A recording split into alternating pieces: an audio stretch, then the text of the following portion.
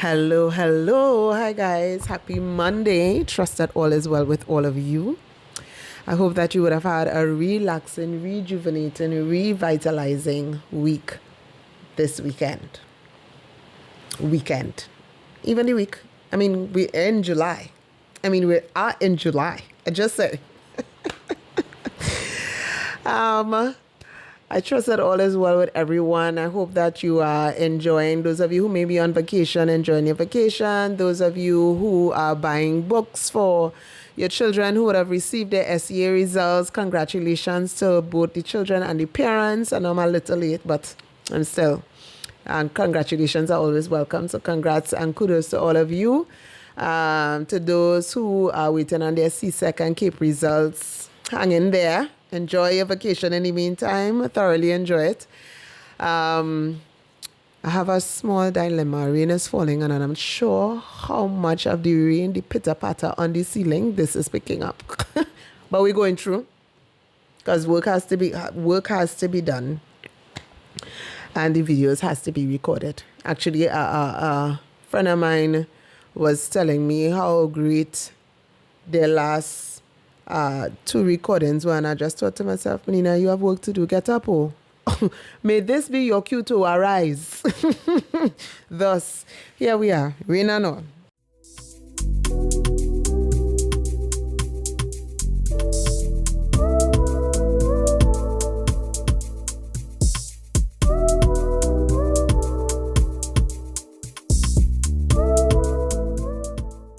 So today, I want to talk to us about, I know we did honorable relationships, right? Honorable friendships, having honorable relationships. And I was reading through again. I think I'm still in Luke and, in Luke still. Last week was Luke and Acts. This week is Luke and running across the Esther for a little bit. We're going to do some reading. Hopefully it won't be too long. So we're going. The question is what going on with me going on with you? Does my matter matter to you? Is my matter your matter? So I'm going to read some scenarios. So in Luke chapter 9, verse 28 to about verse 36. About 8 days after Jesus said this, which is him talking to the multitude, Peter declaring that he was the Messiah, and so on and so forth. He is now having this conversation, this experience with a choice few. So about 8 days after Jesus said this, he took Peter, John, and James with him and went up onto a mountain to pray. As he was praying, the appearance of his face changed and his clothes became as bright as a flash of lightning. 2 men, Moses and Elijah, appeared in glorious splendor talking with Jesus. They spoke about his departure, which he was about to bring to fulfillment at Jerusalem. Peter and his companions were very sleepy, but when they became fully awake, they saw his glory and the 2 men standing with him. As the men were leaving Jesus, Peter said to him, Master, it is good for us to be here. Let us put up 3 shelters, one for you, one for Moses, one for Elijah. He did not know what he was saying. While he was speaking, a cloud appeared and covered them, and they were afraid as they entered the cloud. A voice came from the cloud saying, This is my son whom I have chosen. What's going on with me?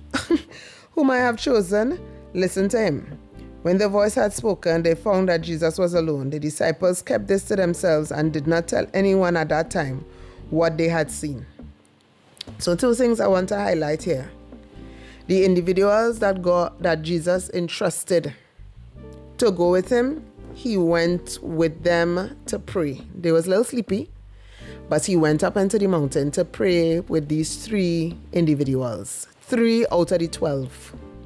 He grabbed out these 3 and he went up on a mountain to pray and had this experience with them. Those 3 who experienced his experience with him kept the matter to themselves. May you, I'm warning individuals, I'm a life coach. I am a qualified color analysis coach. I am a beautician. You see, confidentiality is a huge thing for me. When people tell me, I'm telling you this, but keep it between you and I, yeah?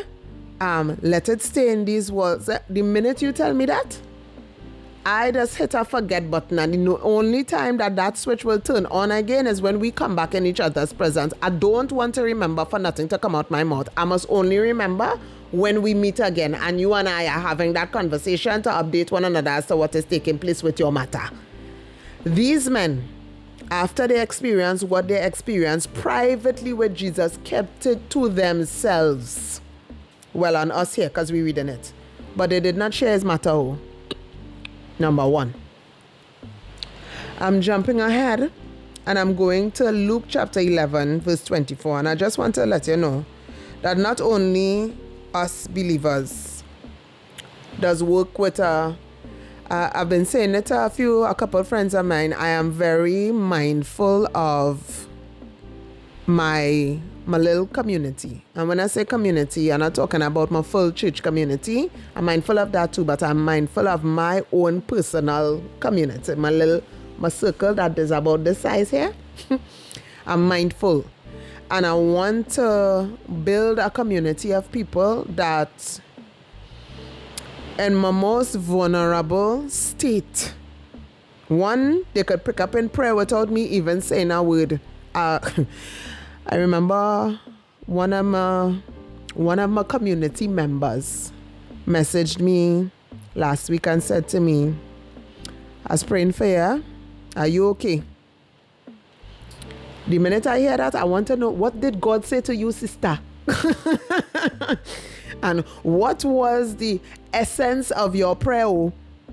And when she shared it, I was able to share a dream with her that I had that very night that confirmed the prayer that she was praying. So before I even had to deal with the matter or even mention the matter, because you're still coming to turn with, what kind of dream was that? God already had a community member on assignment, doing due diligence on my behalf. Listen, I beg you, have honorable relationships. It is vital. It is vital. I'm not even joking.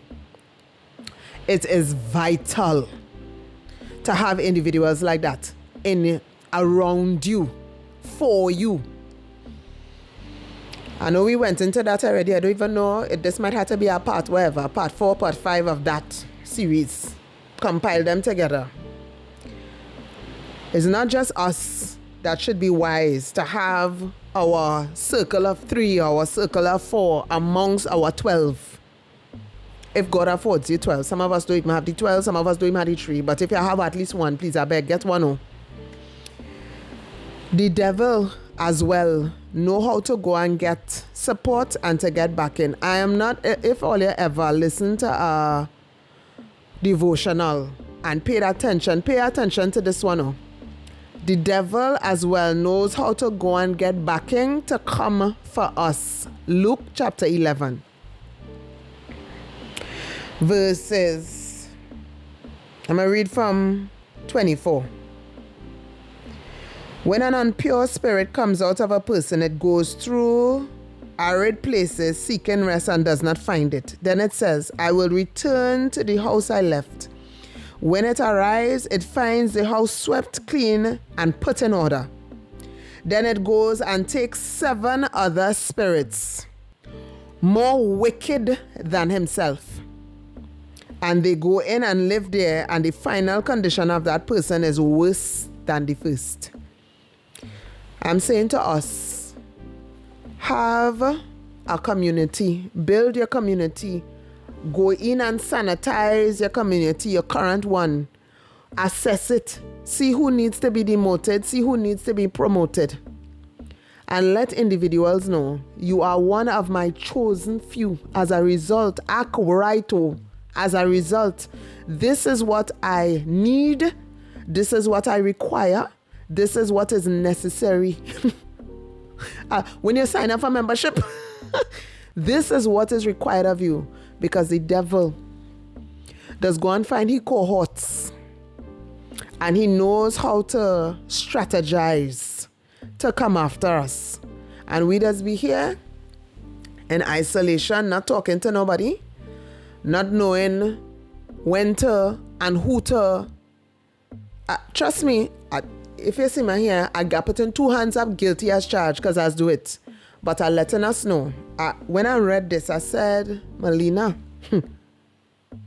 pick senso. Thinko. He know how to go and get 7 worse to leave you in a worse state than you are. The devil does not play with us. He's not our friend.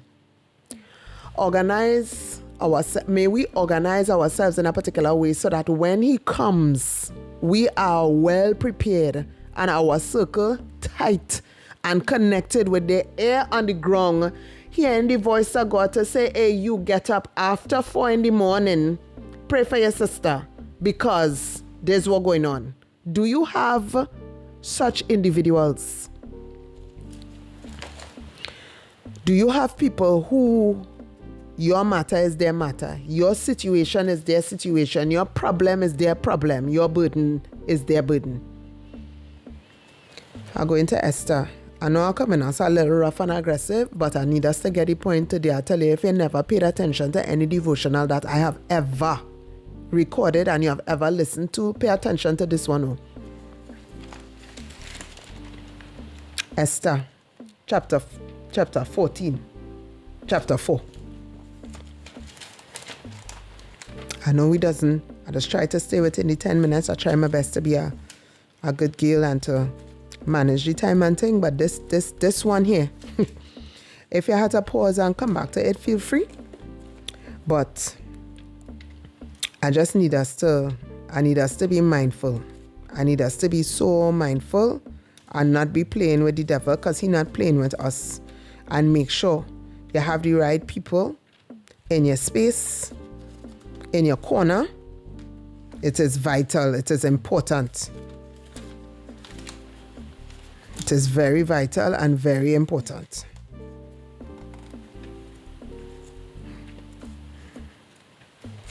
Chapter 4.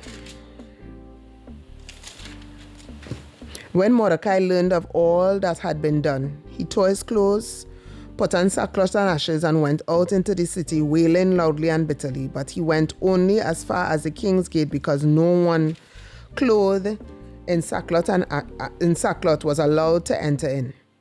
In every province to which the edict and order of the king came, there was great mourning among the Jews, with fasting, weeping, and wailing. Many lay in sackcloth and ashes. Now, what had happened was, an individual in the king's palace wanted all the Jews killed, and the Jews, edict went out that all the Jews should be killed. So this is why the people were in sackcloth and ashes. When Esther eunuchs and female attendants came and told her about Mordecai, she was in great distress. She sent clothes for him to put on instead of his sackcloth, but he would not accept them. Then Esther summoned Hatak, one of the king's eunuchs assigned to attend her, and ordered him to find out what was troubling Mordecai and why. I want to fast forward. When Esther's words were reported to Mordecai, Esther started to say, listen, I go get killed if I take up this matter. I will be in jeopardy, and I will be killed too. I can't. Only read the story. I'm trying to go so that we don't take 20 minutes. So when Esther sent that back to Mordecai, I can't. I understand, but I can't. When Esther's words were reported to Mordecai, he sent back this answer. Do not think that because you are in the king's house, you alone of all the Jews will escape. For if you remain silent at this time, relief and deliverance for the Jews will arise from another place, but you and your father's family will perish. And who knows, but that you have come to your royal position for such a time as this. Then Esther sent this reply to Mordecai: Go gather together all the Jews who are in Susa, and fast for me. Do not eat or drink for 3 days, night or day. I and my attendants will fast as you do. When this is done, I will go to the king, even though it is against the law, and if I perish, I perish. So Mordecai went away and carried out all Esther's instructions. On the 3rd day, Esther put on her royal robe and stood in a court of the palace in front of the king's hall. The king was sitting on his royal throne in the hall, facing the entrance. When he saw Queen Esther standing in the court, he was pleased with her. So, long story short, he extended it and she did not die. He extended his scepter and he asked her, what is your request? Even up to half of the kingdom, it will be given to you. Now, I want to say, in this whole scenario here, Esther asked that everybody, including her maidens, to pray and to fast for 3 days and to not eat nothing. Don't drink nothing, don't eat nothing, and join her in a fast. And she and her attendants, her handmaidens, will fast as well. Now, them girls and them could have said, Miss Lady, that this matter don't concern me. I don't see why we had to stop it. Just tell the other people. All man Jack could have said, Miss Lady, you're on your own. But the matter of the Jews became the matter of Esther, and the matter of Esther became the matter of the handmaidens. And she went in and she was favored. I just want to encourage us. Ensure that you have individuals in your spaces and places, in your circles.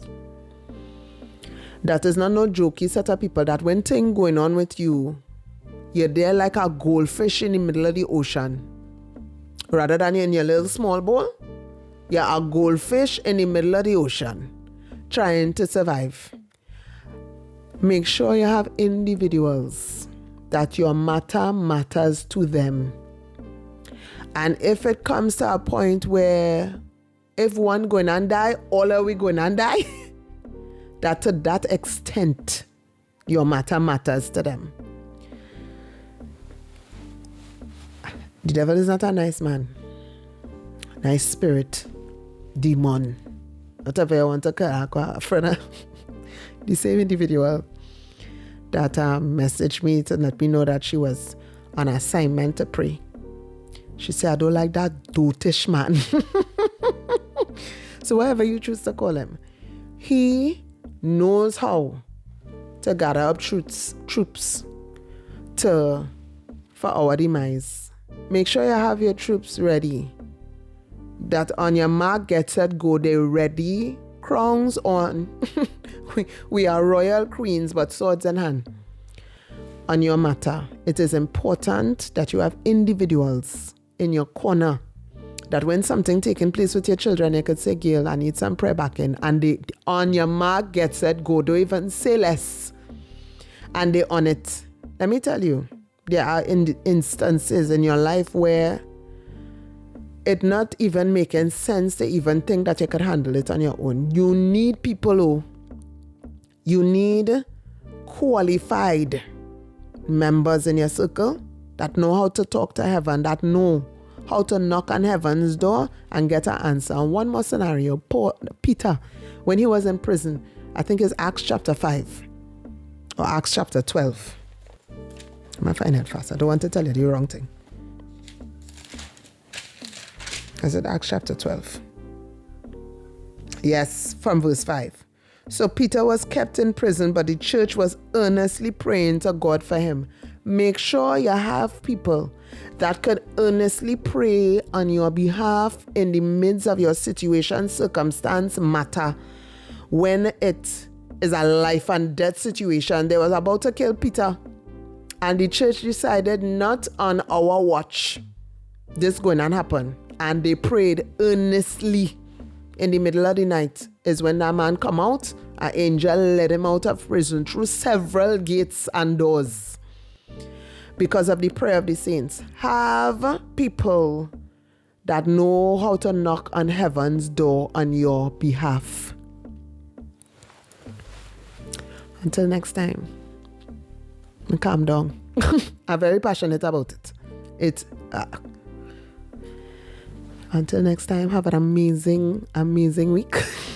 We continue to enjoy the month of July and to celebrate with those that are celebrating their birthdays. Happy birthday to each and every one of my July borns, my queens, the Calluses, the Arlenes, the different individuals that celebrate their birthdays in the month of July. I'm celebrating with you, and I'm wishing you an amazing rest of the year, an amazing year ahead. May joy be unspeakable in your life. May peace abound. May provision and prosperity be your portion always. Have an amazing week, guys.